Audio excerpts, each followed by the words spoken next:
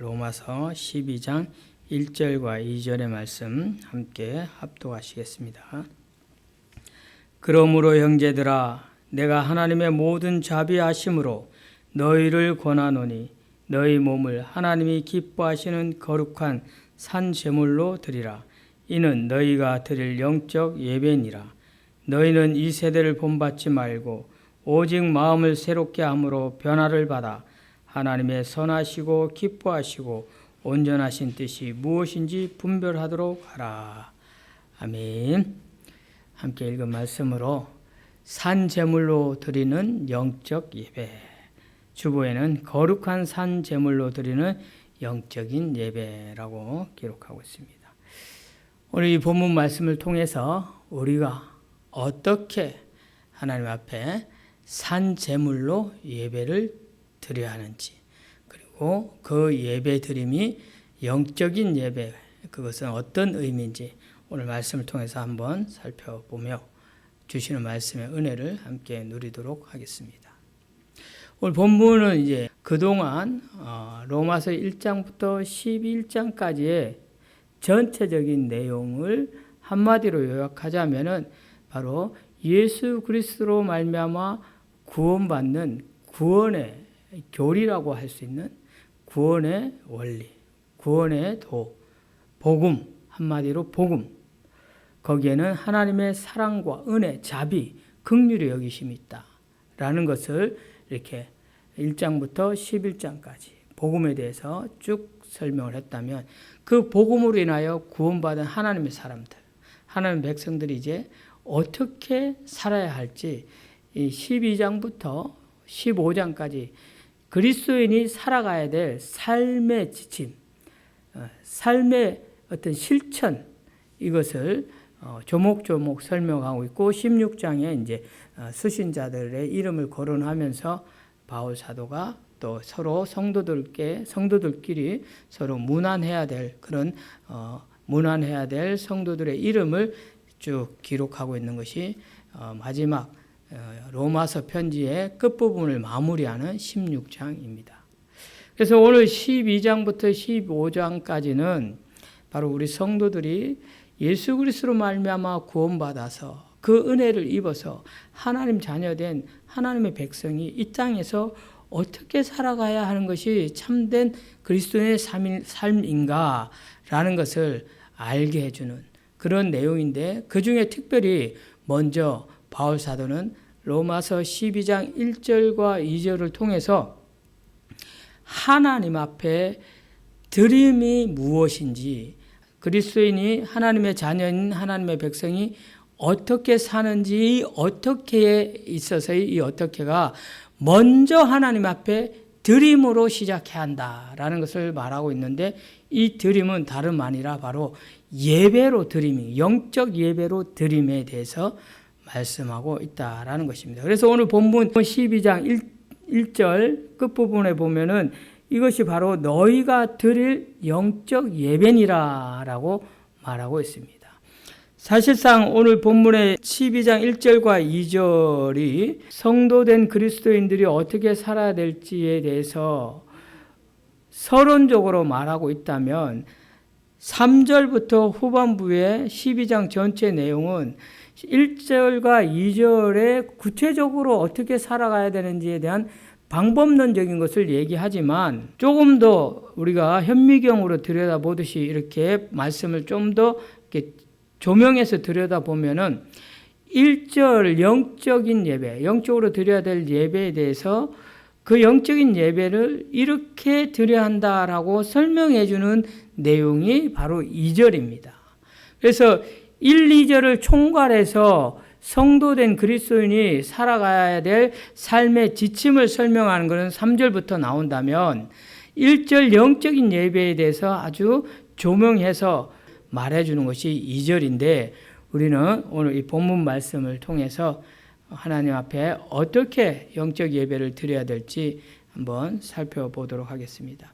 바울 사도는 12장을 시작하면서 그러므로라고 시작합니다. 그래서 로마서 1장부터 11장까지 하나님의 은혜가 무엇이고 하나님의 은혜로 구원받는 이 구원 백성들은 이방인이든 헬라인이든 유대인이든 히브리인이든 어쨌든 모든 구원받은 하나님의 백성들은 바로 하나님의 은혜, 하나님의 긍휼하심에 그 은혜로 인하여서 택함을 받고 하나님께서 부르셔서 하나님 자녀 삼으시고 그들을 영화롭게 이루어 가시는 그 과정을 쭉 설명했는데, 그러니 이제 그것을 받은 너희들은, 그렇게 은혜를 입은 너희들은, 그렇게 구원받아 의롭다 칭함받은 너희들은 이제 어떻게 살아야 할까라고, 그러므로 이렇게 살아라고 시작하는 것이 오늘 12장 1절에 시작되는 그러므로라는 단어입니다.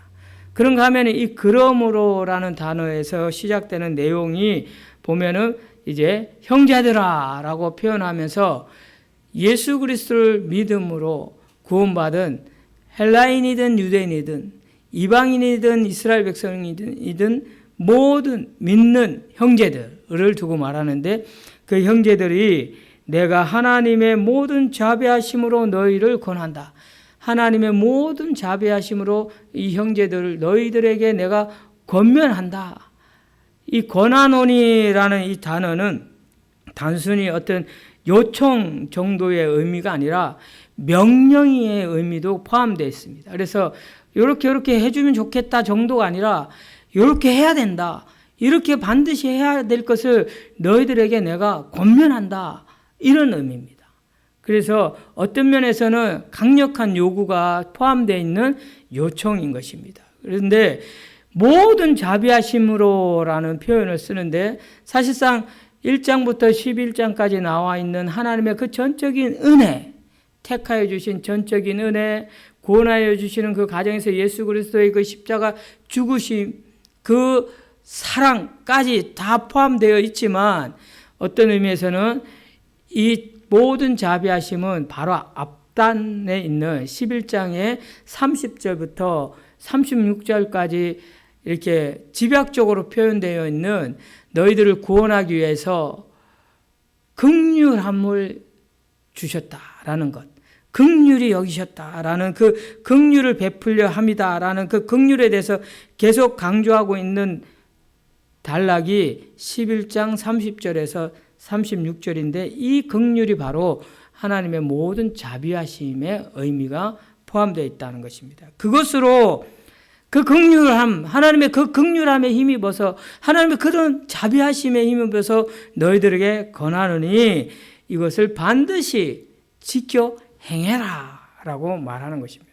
그러면은 바울 사도가 이렇게 간절히 요구하면서 명령어투를 가지고 이 그리스도인 된 이방인이나 유대인들, 이스라엘 백성들이나 헬라인들이나 이 모든 이 그리스도인들에게 무엇을 얘기하고 싶으냐 하면은 바로 너희의 몸을 산 제물로, 산 제사를 드리라, 이렇게 말하고 있는 것입니다.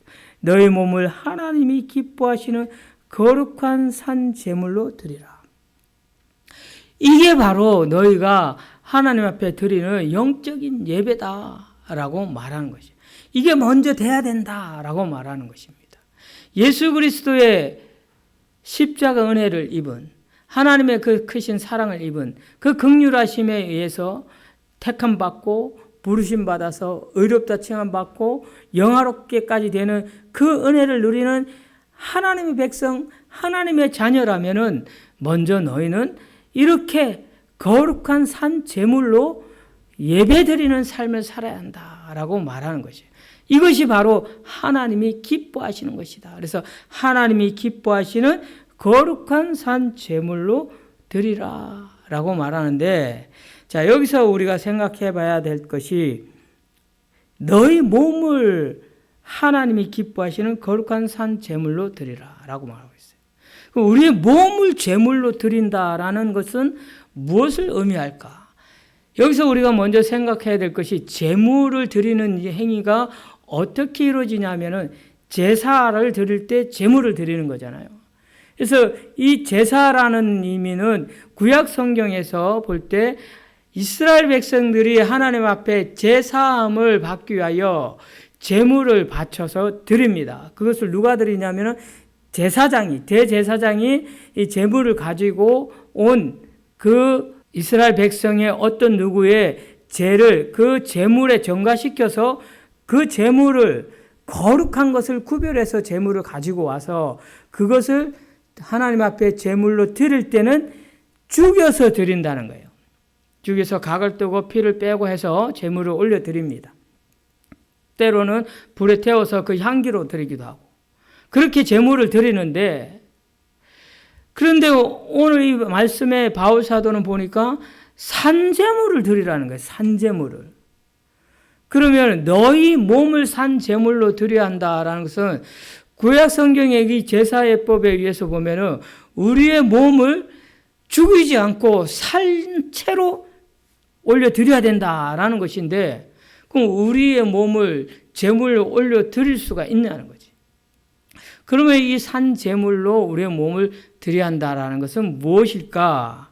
이제 생각해 볼 때 이 몸을 생각해 보면은 바울 사도가 로마서에서 몸을 얘기할 때 7장 24절에 보면은 오호라 공고한 지고 나의 이 사망의 몸에서 누가 나를 건져줄 거라고 하면서 이 사망의 몸은 육신의 소욕을 끌어안고 옛 자아로 살아가고자 하는 그런 몸부림이 일어나는 그런 옛 본성, 그 제약된 그 옛 자아의 몸, 그 탐욕적인 몸, 이것을 몸이라고 표현한 거예요. 그래서 이 육신의 몸뿐만 아니라 옛 자아가 가지고 있는 그런 탐욕, 욕망, 이것을 포함한 이런 옛사람의 몸을 얘기하는 거예요.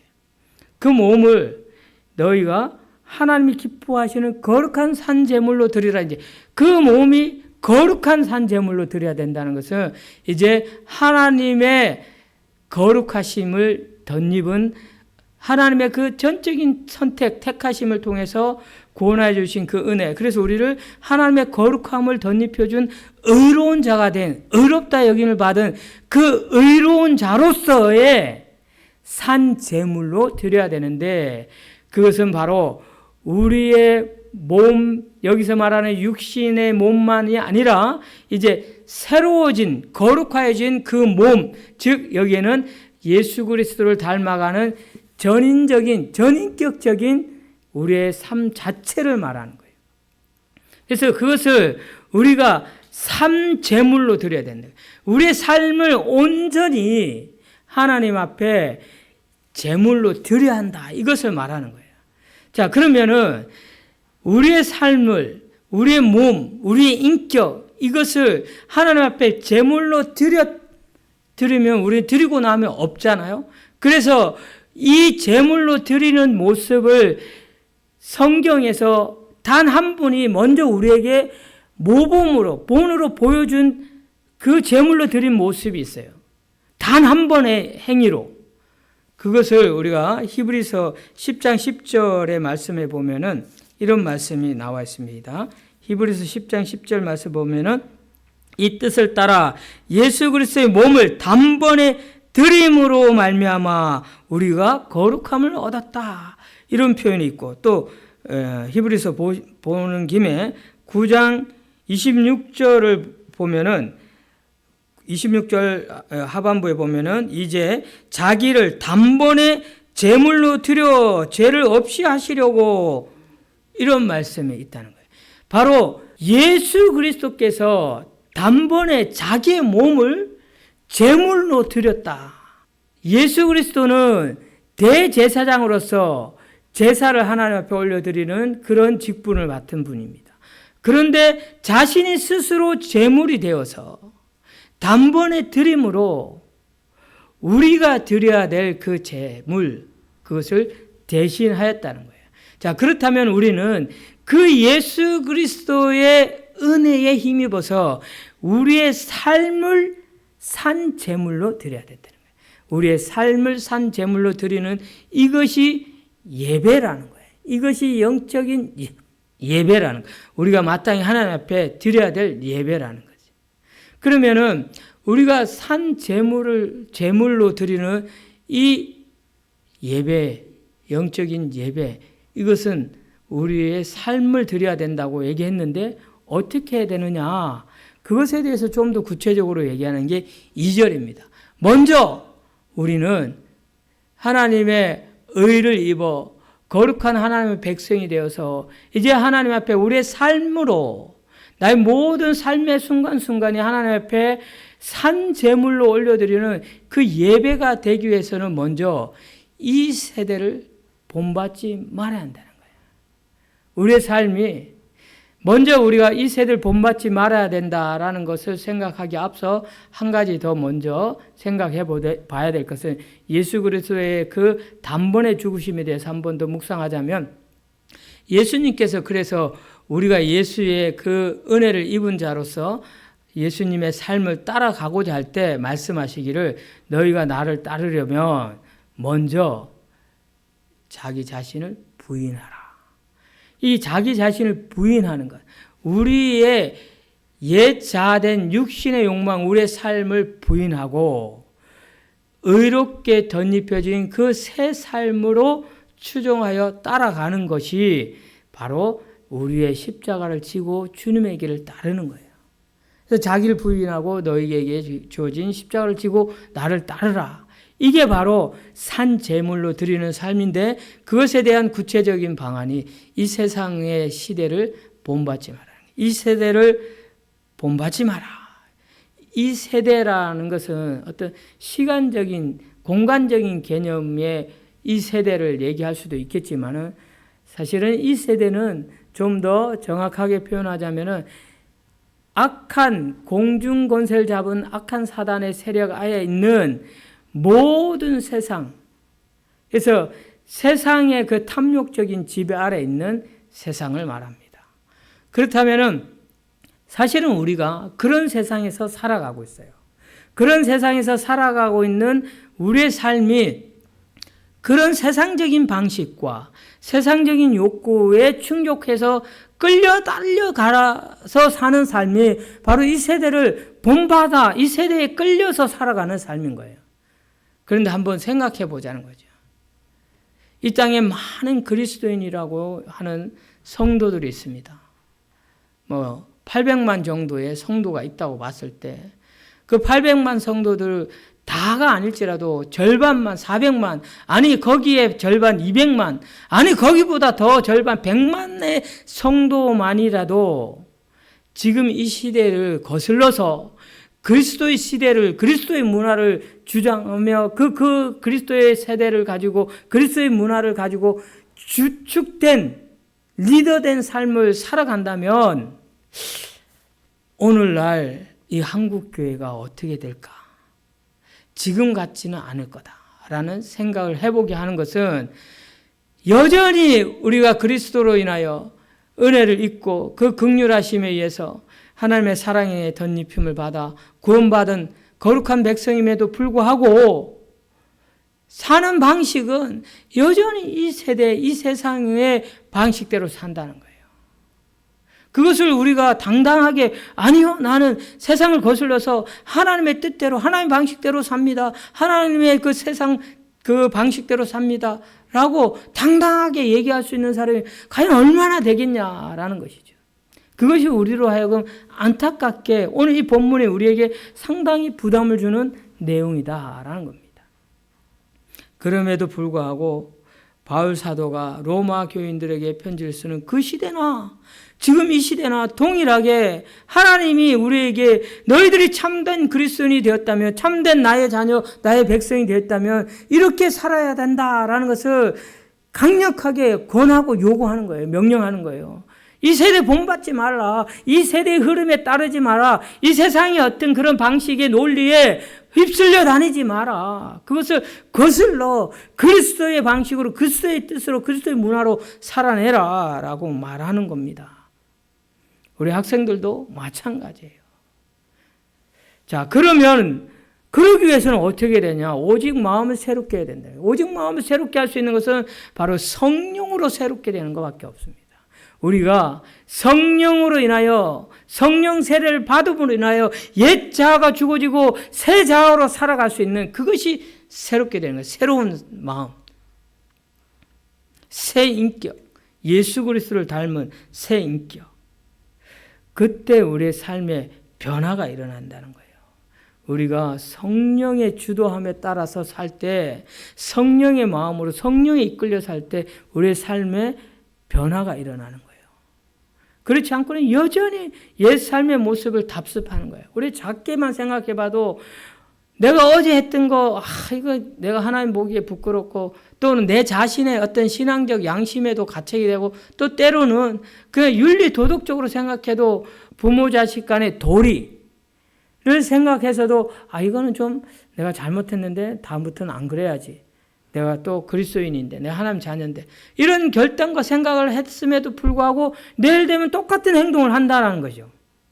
그게 우리가 옛삶의 육신의 소욕에 자꾸 이끌려 가기 때문에, 이 세대의 삶의 습성이 되어 있기 때문에 그것을 끊어내야 된다. 끊어내기 위해서는 새롭게 마음을 새롭게 해야 되는데, 그 새롭게 하는, 마음을 새롭게 하는 것은 성령으로 말미암는 거예요. 성령의 충만함. 그 성령을 사모하고 성령의 지도를 받고 성령의 이끌림에 순종하는, 그 성령의 이끌림에 순종하고 성령 충만함으로 살기 위해서는 하나님과 가깝게 지내는 수밖에 없어요. 하나님과 가깝게 지내는 방법은 다름 아니라 하나님 말씀을 가까이 하는 거예요. 하나님의 말씀을 자꾸 듣는 거예요. 하나님을 노래하는 거예요. 찬양하는 거예요. 하나님 앞에 대화하는 거예요. 하나님과 이야기 나누는 거예요. 기도잖아요. 그래서 오늘 말씀에 이어서 보면은 그렇게 변화를 받아서, 변화를 받으면 된다는 거예요. 이렇게 하나님의 선하시고 기뻐하시고 온전하신 뜻이 무엇인지 분별하도록 하라 이렇게 했는데, 분별이 된다는 겁니다. 이 분별하다 이 단어는 입증하다 이런 단어도 포함되어 있고 인정하다 이런 단어도 포함되어 있습니다. 그래서 하나님의 선하시고 온전하시고 기뻐하시는 뜻이 무엇인지 우리가 인정하게 된다는 거예요. 그리고 우리의 삶으로 증명해낸다는 거지. 그래서 우리가 한번 생각해 볼 때, 그러면 성경에서 말씀하실 때 하나님이 기뻐하시는 뜻이 무엇인가? 먼저 우리가 복음서를 생각해 보면은 마태복음 7장, 분명하게 나와 있는 게 7장 21절에 보면은 너희가 입으로 주여 주여 한다고 다 아버지께로 갈 수 없다. 아버지의 뜻대로, 하나님 아버지의 뜻대로. 누가 얘기하신 거냐면 예수님이 그 당시 따르는 무리들과 제자들에게, 또한 그 당시에 주축 세력이었던 종교 지도자였던 바리새인 서기가 그 제사장들에게 공공연하게 선언한 거예요. 그것이 바로 아버지의 뜻대로 행하여 아버지께로 갈 수 있다는 거예요. 천국에 갈 수 있다는 거예요. 그러니까 아버지의 뜻이 무엇이냐 하고 예수님께서 친히 살아생전에 보여주신 것이 바로 아버지의 사랑이에요. 사랑. 끝까지 사랑하시는 사랑과 인간의 몸을 입고 이 땅에 오시기까지 낮아지셔서 소외된 이웃을 섬기는 그 섬김과 사랑. 그것을 통해서 예수님께서 이루시고자 한 것이 무엇이냐면 구원이에요. 구원. 영혼 구원. 그래서 아버지가 기뻐하시는 뜻은 다름 아니라 성경에 영혼 구원하는 것, 그것이 바로 아버지께서 가장 기뻐하시는 뜻이야. 그래서 우리 주님이 제자들에게 가르치실 때 가르치신 기도가 뭐냐면, 주님 가르치신 기도 주기도문이잖아요. 그 주기도문에 제일 먼저 하늘에 계신 우리 아버지, 아버지의 이름을 거룩하게 하시며 아버지의 나라가 임하시며 아버지의 뜻이 하늘에서와 같이 땅에서도 이루어지게 하소서. 이 아버지의 뜻이 하늘에서와 같이 땅에서도 이루어지고 아버지의 나라가 임하는 것이 바로 아버지께서 뜻하신 그 영혼 구원, 하나님 나라, 하나님 백성을 찾는 겁니다. 그것이 아버지가 가장 기뻐하시는 뜻이에요. 그런가 하면은 그 아버지의 뜻을 아는 성도된 우리가 실천 면에서는 어떻게 살아야 하느냐. 실천 면에서는 그것에 대해서 또 바울 사도는 데살로니가 전서 5장에 보면은 주 예수 그리스도 안에서 너희를 향하신 하나님 아버지, 하나님의 뜻이다라고 말하는 그 하나님 뜻이 무엇이냐 하니까 우리 데살로니가서 5장 18절 한번 보면은 이렇게 나옵니다. 범사에 감사하라. 데살로니가전서 5장 18절. 범사에 감사하라. 이것이 그리스도 예수 안에서 너를 향하신 하나님의 뜻이다. 이게 범사에 감사하다. 감사하는 이것만이 아니라 그 앞에 쭉 있어. 이게 다가 너희를 향하신 하나님 뜻인데 그 앞에 보면은 16절은 항상 기뻐하라는 거예요. 그리고 17절에는 쉬지 말고 기도하라.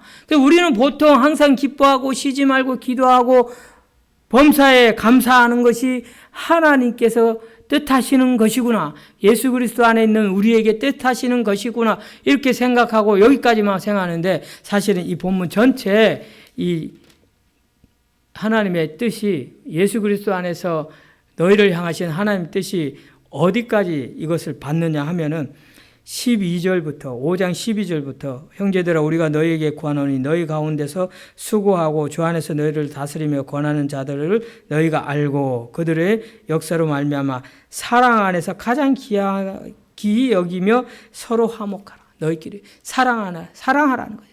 그리고 서로 화목해야 돼.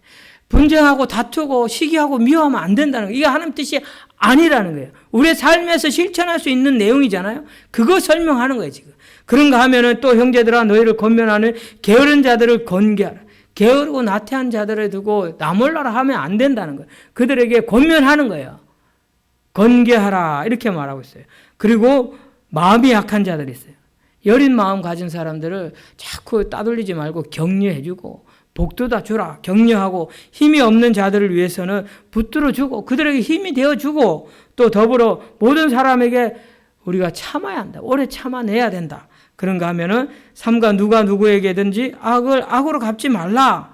그리고 모든 이게 서로 돼야든지 모든 사람이 돼야든지 항상 선을 따라라. 그리고 하는 것이 항상 기뻐하고 쉬지 말고 기도하고 범사에 감사해. 이게 바로 예수 그리스도 안에서 너희를 향하신 아버지 하나님의 뜻이라는 거예요. 이것이 오늘 바울 사도가 말하는 하나님이 기뻐하시는 뜻이야. 하나님이 기뻐하시는 그 온전한 뜻. 그렇게 살아가는 삶이 예배라는 거예요. 그게 우리가 드리는 영적인 예배예요. 그 영적인 예배, 우리의 삶으로 살아있는 이 삶의 모습으로 온전히 드려지는 것이 산 제물이 되는 거지요. 나의 전인격과 나의 모든 삶의 영역을 하나님이 기뻐하시는 뜻에 합당하게 드리는 것. 우리가 공부하는 목적도 하나님이 기뻐하심을 위해서 해야 되는 거고, 우리가 사업을 하는 것도, 우리가 가정을 꾸려가는 것도, 우리가 어디 가서 무엇을 하든 이게 바로 하나님이 기뻐하시는 뜻, 그 뜻을 이루기 위해서 하는 것인데 그 하나님이 기뻐하시는 뜻의 가장 핵심은 영혼 구원하는 것이지만 그 영혼 구원하는 것을 그냥 하는 것이 아니라 내 삶으로 들여서 내 삶에서 서로 화합하고 용납하고 이해해주고 연약한 자들을 붙들어주고 격려해주고 그런가 하면은 내가 손해가 될지라도 내가 악으로 당했지만 악으로 갚지 않고 선으로 행해주고 그러면서 기뻐하고 감사하고 하나님을 계속 대화하는 기도함으로 하나님의 기뻐하시는 뜻을 이루는 이것이 바로 우리가 하나님 앞에 온전히 드리는 영적인 예배. 예수 그리스도의 십자가 그 크신 은혜를 잊고 하나님의 끝없는 긍휼하심 그 사랑 안에 들어 의롭다 칭함받고 구원받은 하나님의 자녀된 우리가 그러므로 이렇게 우리의 삶의 영적 예배를 드려야 할 것입니다. 이 예배를 드리는 저와 여러분의 삶이 되기를 주의 이름으로 축원합니다.